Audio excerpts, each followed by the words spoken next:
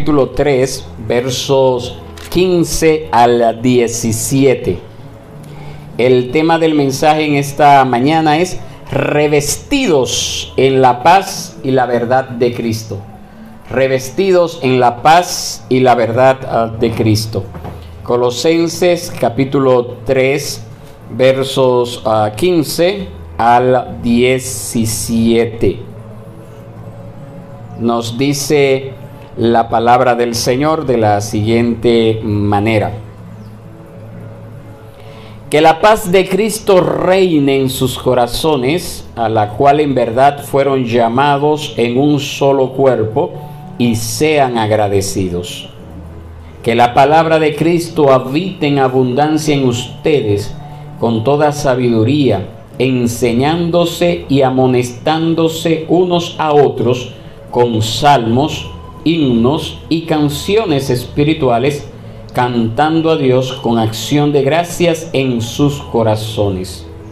Y todo lo que hagan, de palabra o de hecho, háganlo todo en el nombre del Señor Jesús, dando gracias por medio de Él a Dios el Padre.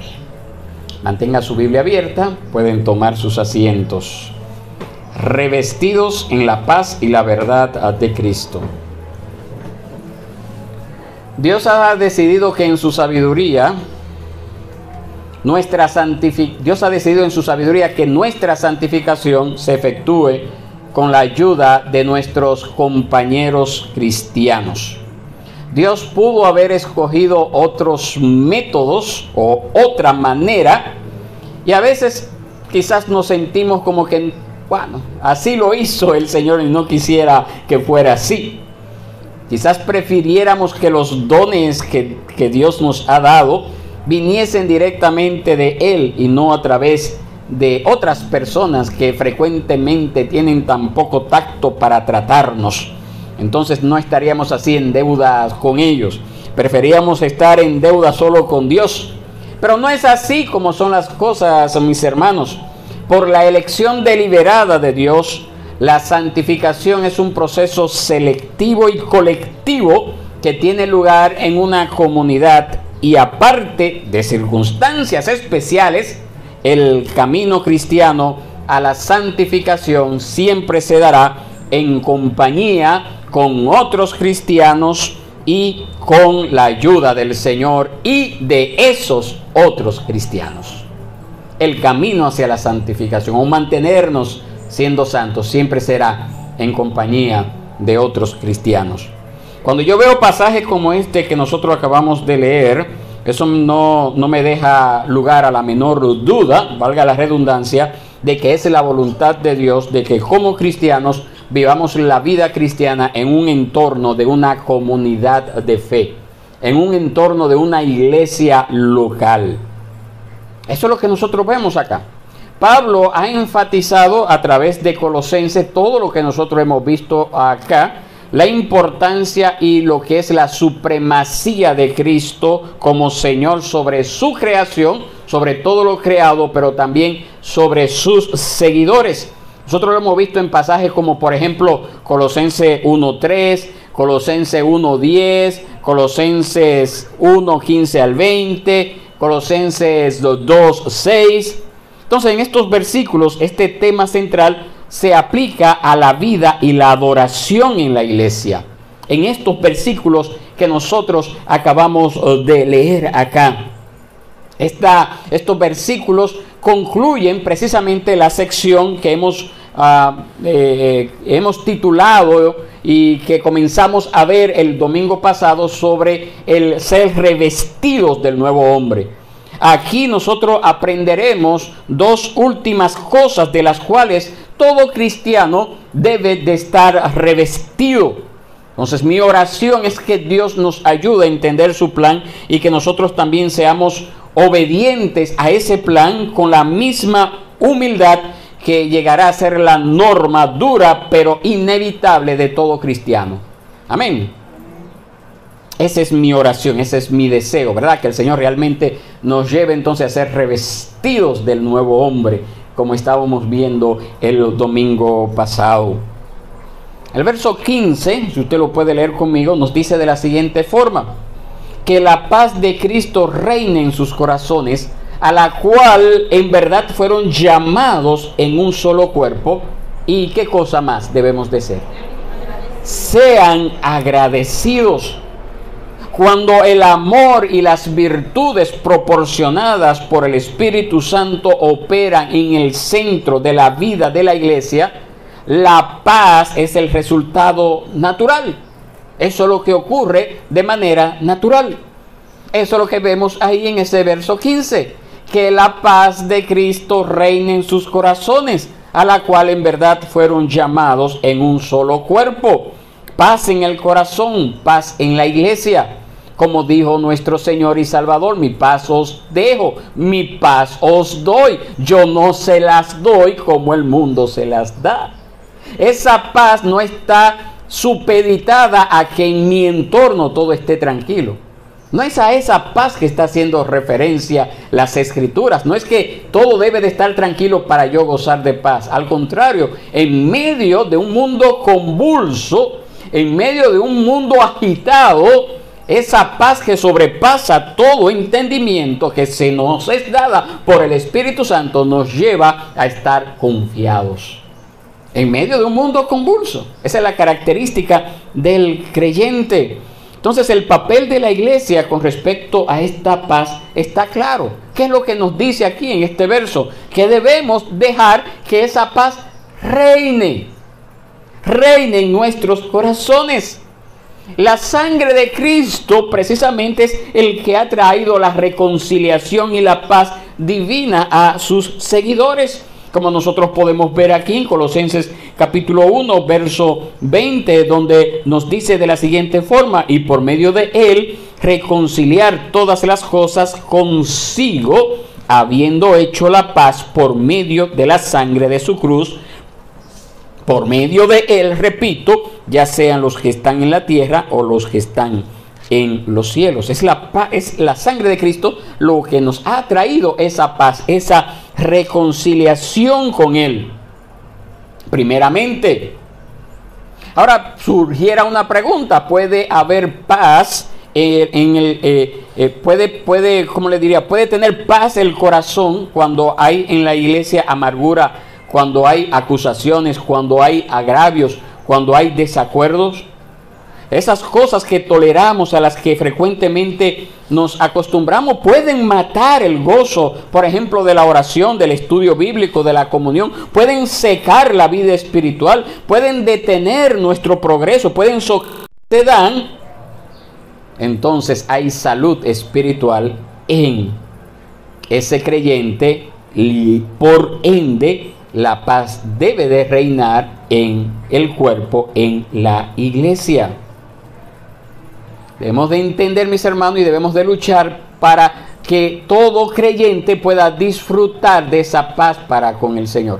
Debemos de velar para que toda persona que se identifica como miembro de una iglesia local tenga esa paz para con el Señor. Porque si no hay paz para con el Señor, no va a poder haber paz entre sus hermanos. Nosotros somos llamados a amar a nuestros hermanos con ese mismo amor que Cristo tuvo hacia la iglesia. Amar a la iglesia como Cristo la amó. Y entonces la paz de Cristo va a reinar en nuestros corazones y consecuentemente en todo el cuerpo. Amén. Entonces tenemos ese gran desafío: verificar que esa paz reine en los corazones de nuestros hermanos. Porque como dice el refrán, la cadena es tan fuerte como el eslabón más débil. La cadena es tan fuerte como el eslabón más débil. Entonces tenemos que ayudar a ese hermano a que pueda disfrutar de esa paz para con el Señor, para que así también pueda disfrutar de los beneficios de tener esa paz con el Señor, y así también pueda ser fuerte y juntos podamos estar afirmados en los caminos del Señor. Sin embargo, mis hermanos, a pesar de ello, nosotros podemos ver que esto es algo que no es tan fácil como cumplirlo, como decirlo. No es tan fácil. Y por esa razón el apóstol Pablo incluye inmediatamente en este versículo 15, sean agradecidos.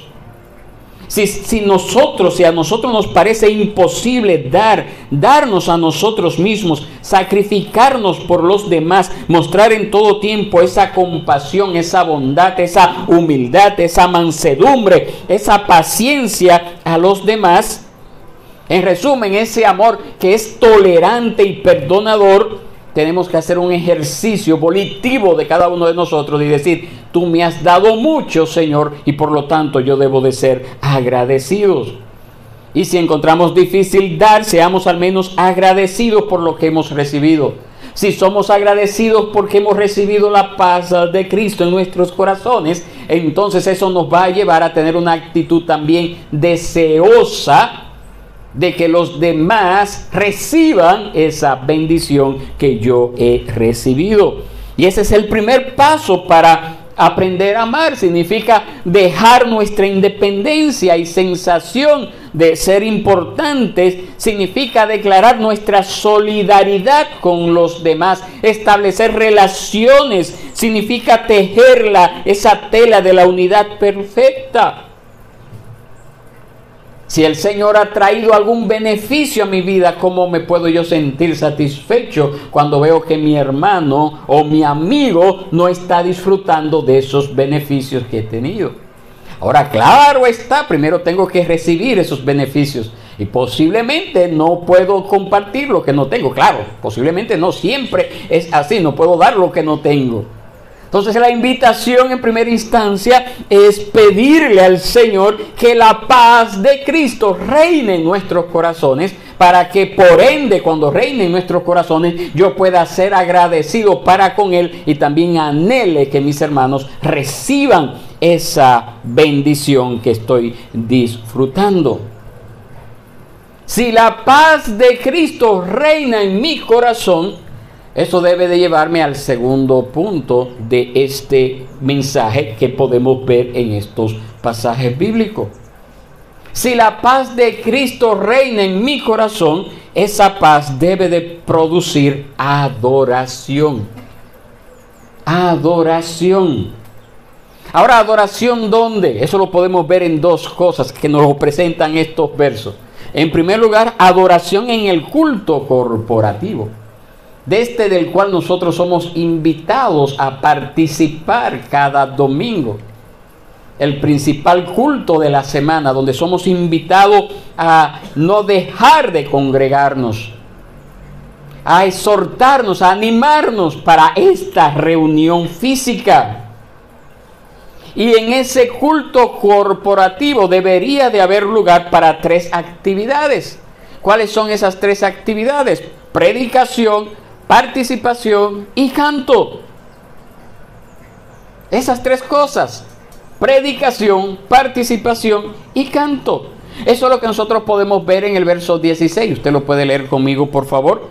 Versos 16, Colosenses capítulo 3 nos dice de la siguiente forma: que la palabra de Cristo habite en abundancia en ustedes, con toda sabiduría, enseñándose y amonestándose unos a otros con salmos, himnos y canciones espirituales, cantando a Dios con acción de gracias en sus corazones.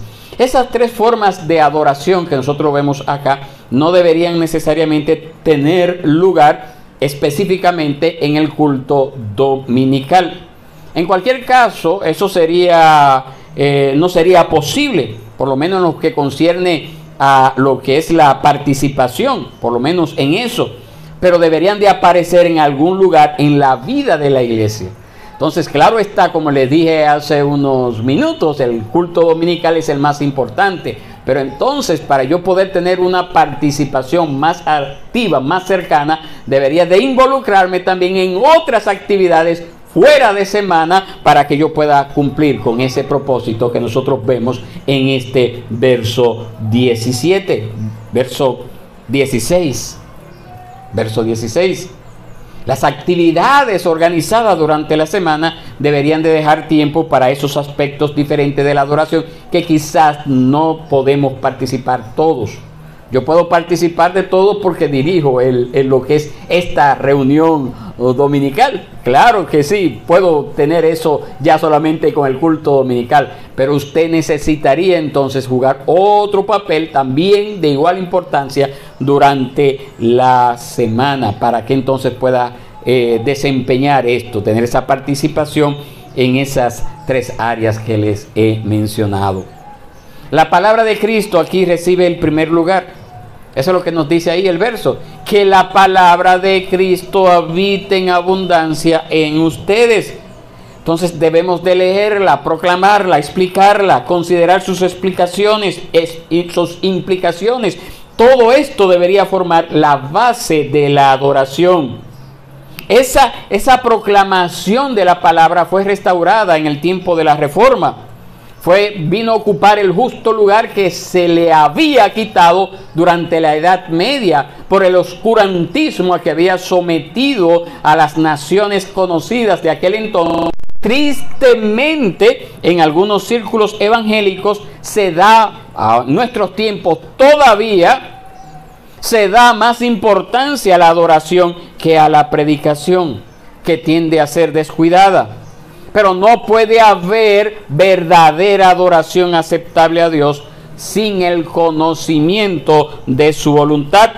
No puede haber una vida verdaderamente espiritual sin la revelación divina que es la palabra de Cristo. No puede ocurrir esto, mis hermanos. Pablo nos ha mostrado en esta carta que la vida cristiana es Cristo en nosotros. Eso dijo Pablo, claro, inspirado por el Espíritu Santo. Sabemos que es Dios hablándonos a nosotros en Colosenses 1:27. Cristo en nosotros, la esperanza de gloria. Pero como también nosotros hemos visto en otro sermón que hemos tratado en domingos anteriores, esa presencia de Cristo no se da en medio de una experiencia mística, en medio de una experiencia religiosa, yéndose a los aires o siendo influenciado por las emociones. No, mis hermanos, sino que se da en el contexto de esa palabra de Cristo que debe de ser predicada, que debe de ser enseñada. Y claro está, el Espíritu Santo aplicándola al corazón de todos aquellos que le escuchan. Y cuando el Espíritu Santo aplica esto al corazón de aquellos que los escuchan, entonces esa palabra va gradualmente formando en ese creyente la imagen y la semejanza del carácter de nuestro Señor y Salvador Jesucristo. Amén. Lo va haciendo Cristo en nosotros. Cristo en nosotros, esa palabra que nos va llevando a descubrir todas las riquezas, lo que es la verdadera adoración, y nos lleva entonces a desarrollar vidas cristianas genuinas. Cristo en nosotros. Entonces la adoración no puede tener sentido, no puede ser inteligente o espiritual, es decir, en armonía con el Espíritu Santo, si esta palabra no ocupa el lugar central cuando nos congregamos. Lo que Dios desea decir al hombre es siempre más importante que lo que nosotros queramos traerle a él. Aprendamos eso, mis hermanos. Primero Dios, lo que Dios tiene que decirme, y entonces por ende, en base a eso, a lo que Dios me ha dado, a lo que Dios me ha dicho, entonces en base a eso adoro. La predicación en nuestros tiempos es muy criticada. Muchas veces es echada a un lado.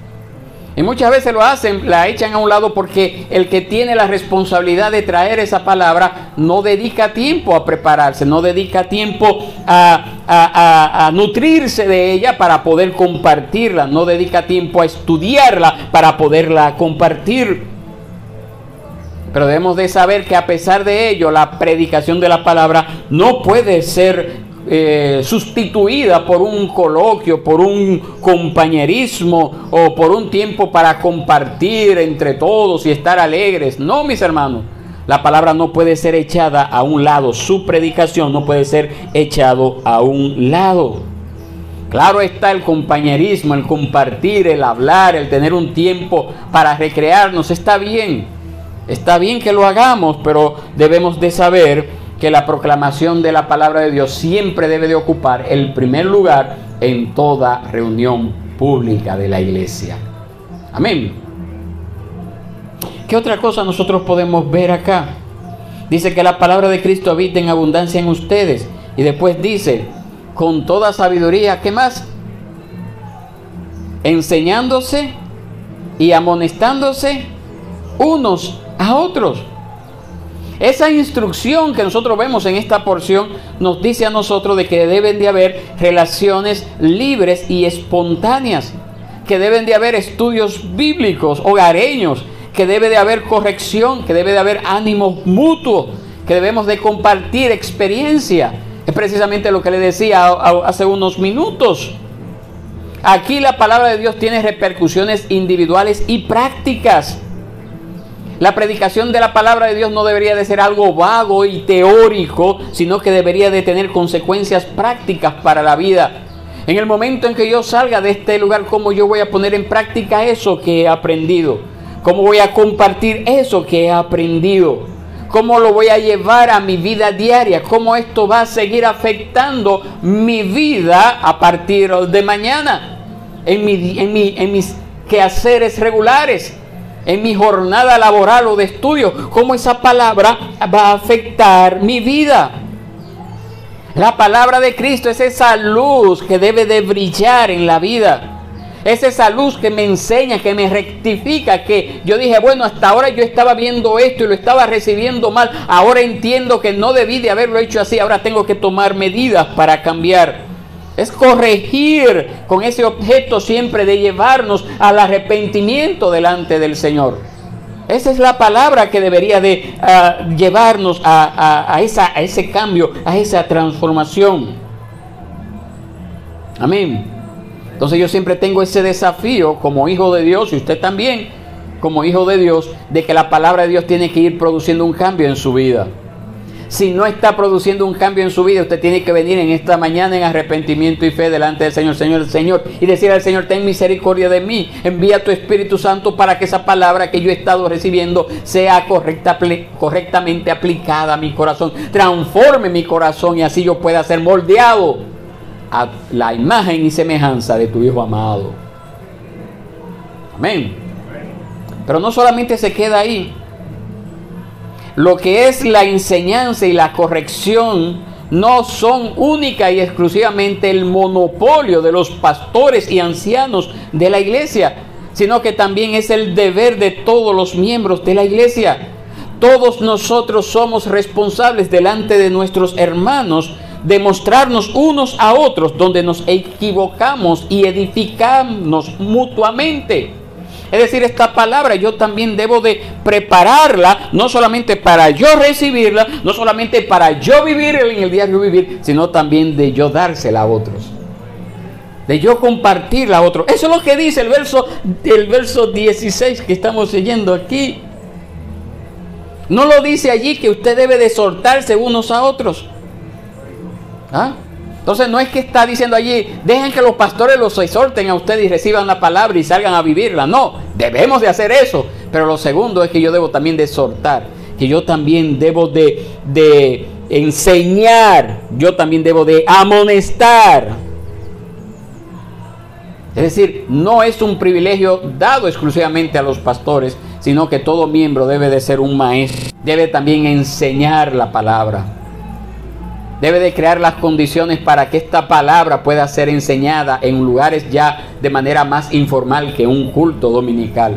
Un estudio bíblico debajo de un árbol, en una rancheta, en la calle, donde sea, donde sean dadas las condiciones. Allí yo debo de asumir esa responsabilidad para que la palabra de Dios corra de igual forma como está corriendo en mi vida, para edificarnos mutuamente.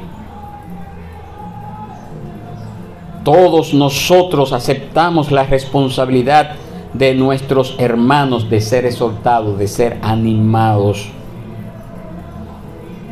Frecuentemente nos encontramos con con esas personas que se enfocan en el aspecto de que esto es solamente algo restringido para el pastor. Claro está, lo que es la predicación, la proclamación pública, en primera instancia, Dios tiene a sus siervos que han sido llamados para desempeñar esa labor. Pero también yo tengo esa responsabilidad de enseñar estos conceptos a mi familia, a mi hogar, en mi entorno barrial allí. Yo también debo de enseñar esa palabra y tengo esa responsabilidad. Enseñándose y amonestándose unos a otros. No solamente siendo enseñado por el pastor o por el líder, sino unos a otros.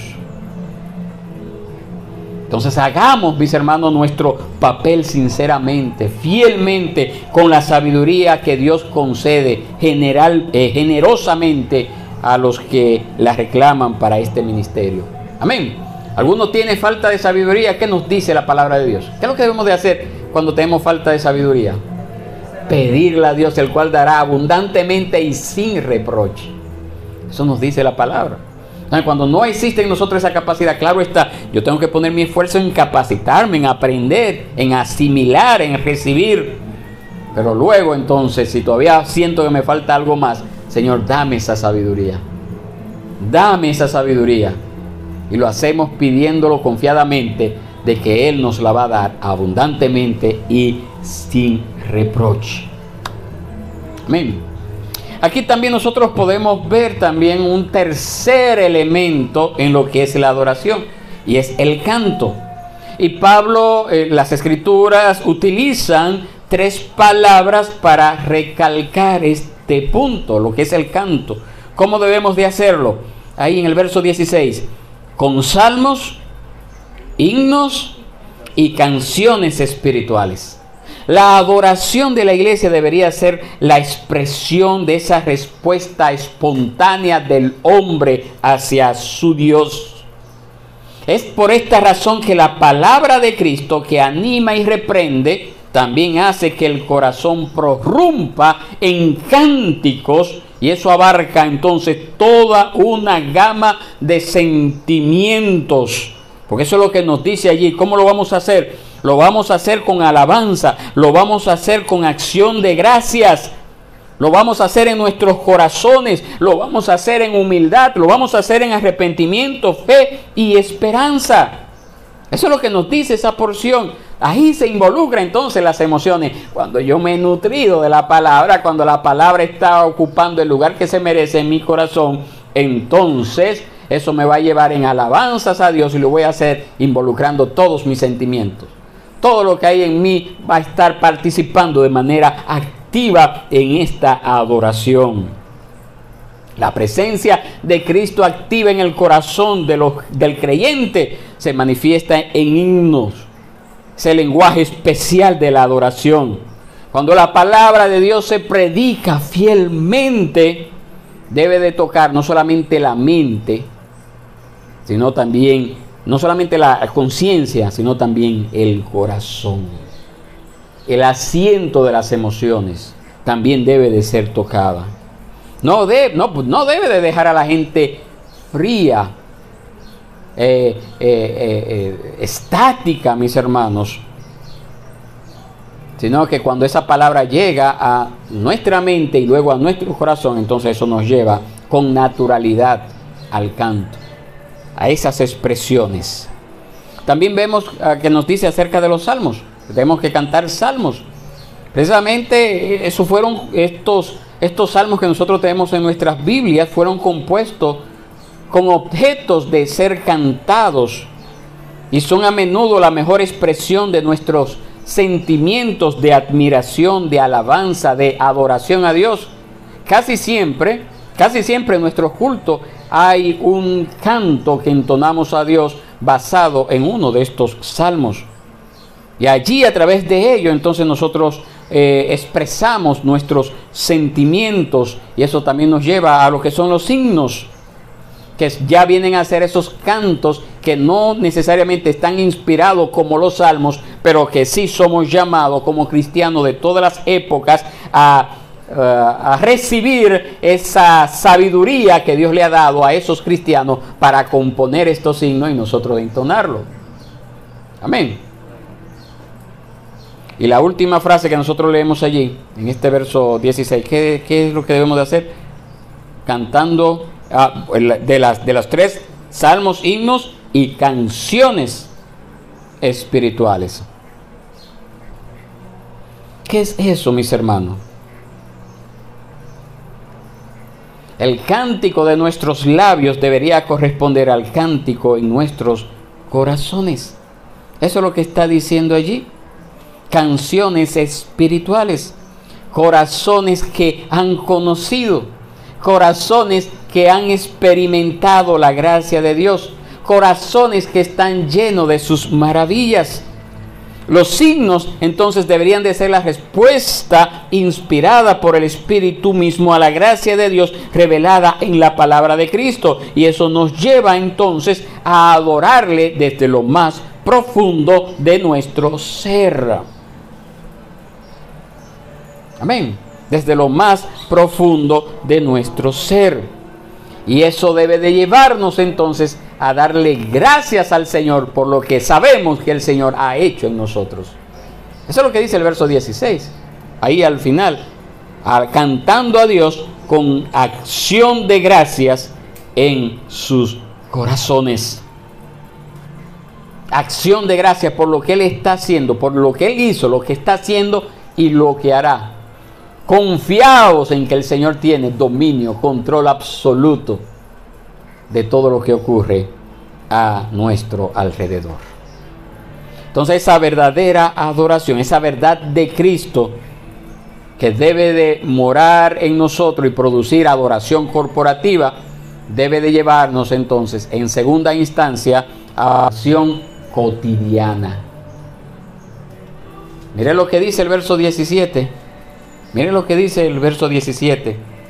La adoración colectiva, que es la que hacemos acá en este entorno cada día del Señor, que lo hacemos en un momento en nuestra vida, porque es un momento muy corto de nuestra vida, debe entonces de llevarnos a una adoración en nuestro diario vivir, las 24 horas, los 7 días de la semana. Eso es lo que nos dice el verso 17. Todo lo que hagan de palabra o de hecho, háganlo todo en el nombre del Señor Jesús, dando gracias por medio de Él a Dios el Padre. Ahí en ese verso 17 nosotros tenemos la verdadera adoración resumida en una frase. No se trata de frases piadosas, no se trata de expresiones sentimentales o místicas, no se trata de largas instrucciones, no se trata de un manual devocional. Por el contrario, se trata de un mandato breve e incluyente que no tiene nada de extraordinario o sensacional, pero que revoluciona toda la vida, dándole propósito, dándole significado, dándole dignidad, dándole grandeza, dándole santidad a la vida. La adoración no es intelectualismo o sentimentalismo, porque hay peligro siempre de caer en uno de estos dos errores. No es sentimentalismo ni tampoco intelectualismo. La adoración no es una teoría abstracta o un catálogo de normas farisaicas intrascendentes, sino esa adoración es la reorientación de todas las acciones, palabras y pensamientos que constituyen nuestra vida cotidiana ordinaria. Hacia allá es que nos lleva la verdadera adoración.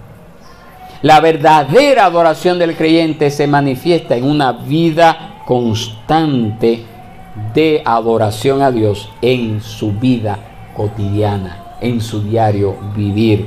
no se limita a unos pocos momentos durante la semana, durante un tiempo especial en la semana, en un lugar particular, o no se limita tampoco a unas pocas palabras o gestos. No, mis hermanos, no se expresa solamente usted dedicando una séptima parte de su tiempo, un día al Señor, o una décima parte de sus ingresos, sino en la consagración de todos los esfuerzos, pensamientos y palabras, todo su tiempo, todas sus posesiones al Señor y el resto de su vida aquí en la tierra.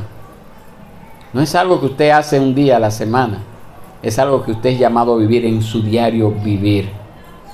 Entonces, por esa razón, esa adoración implica que usted consagre a Dios su trabajo, que usted consagre a Dios sus sueños, que usted consagre a Dios su salud, que usted consagre a Dios sus alimentos, que usted consagre a Dios su juventud, que usted consagre a Dios su ancianidad, que usted consagre a Dios sus capacidades naturales, que usted consagre a Dios sus luchas, que usted consagre a Dios sus gozos, que usted consagre a Dios sus tribulaciones, sus tristezas. Dios ha venido a su vida, a toda ella, al centro de su vida. Dios debe de haber venido y ser su fuente, su meta en todo lo que usted hace, en todo lo que usted aspira. Cuando el cristiano trabaja para un patrón, ofrece su obra no al patrón, sino a Dios. Cuando da órdenes a los que están bajo su mando, lo hace como sirviendo a Dios. Cuando habla con su vecino, lo hace sabiendo que Dios está presente. Cuando duerme o descansa, renueva su fuerza para ponerla a disposición de Dios. Cuando ayuda a los débiles o a los pobres, es a Dios a quien sirve. Cuando estudia, lo hace para ser más útil en el servicio a Dios. Entonces, mis hermanos, todo lo que nosotros tengamos, todo nuestro interés, toda nuestra pasión debe de ser consagrada a Dios. Dios debe de llenar todas nuestras vidas. Dios debe de transformar todas nuestras decepciones, nuestros fracasos, nuestras quejas, nuestras rebeliones, nuestras humillaciones, nuestra fatiga, nuestra falta de sueño, nuestra pobreza. Todo debe de llevarnos a venir delante de Él en gratitud, como nos dice ese verso 17. Todo lo que hagan de palabra o de hecho, ¿cómo usted debe de hacerlo? ¿Cómo nos dice ese verso? ¿Cómo debemos de hacerlo? Háganlo todo en el nombre del Señor Jesús, dando gracias por medio de Él, de Jesús, a Dios el Padre. Sí, mis hermanos, tanto colectiva como cotidianamente, la adoración debería ser una respuesta agradecida, gozosa, resonante, desbordante a esa gracia de Dios, a las riquezas y abundancias que el cristiano ha encontrado en Cristo. Entonces, la pregunta que tendríamos que hacernos en esta mañana es, ¿podemos decir? Y esa es una pregunta personal que tenemos que respondernos personalmente delante de Dios que estamos. ¿Podemos nosotros decir que nuestra adoración en la iglesia y también en el trabajo, en la escuela o en la tienda, en la cocina o en el sillón, es realmente una expresión de esa gratitud que usted le tiene a Dios? Es una respuesta que usted debe de darse, porque el Señor nos manda a ser revestidos de esto en esta mañana, Señor, a través de esta exposición de su palabra. Estamos dispuestos a permitir que la paz de Cristo reine en nuestros corazones y nos lleve entonces a adorarle acá la adoración corporativa, pero en nuestro diario vivir, ¿estamos dispuestos a eso? Que todo lo que hagamos busque glorificar a Dios y que su reino avance. Que su reino avance, viendo almas salvadas, viendo almas venir a los pies de Cristo, perseverando en los caminos del Señor a causa nuestra. O por el contrario, somos instrumentos del enemigo para impedir que esas almas puedan disfrutar de esas bendiciones a sus hijos. Estemos de pie, mis hermanos, y oremos al Señor, pidamos gracia, misericordia. Pidámosle al Señor que nos lleve a ser revestidos de la paz de Cristo, a ser revestidos de la verdad de Cristo, que se manifiesta en un estilo de vida diferente a cualquier otro estilo de vida que pueda tener el ser humano aquí en la tierra sin Cristo. Diferente. Oremos al Señor.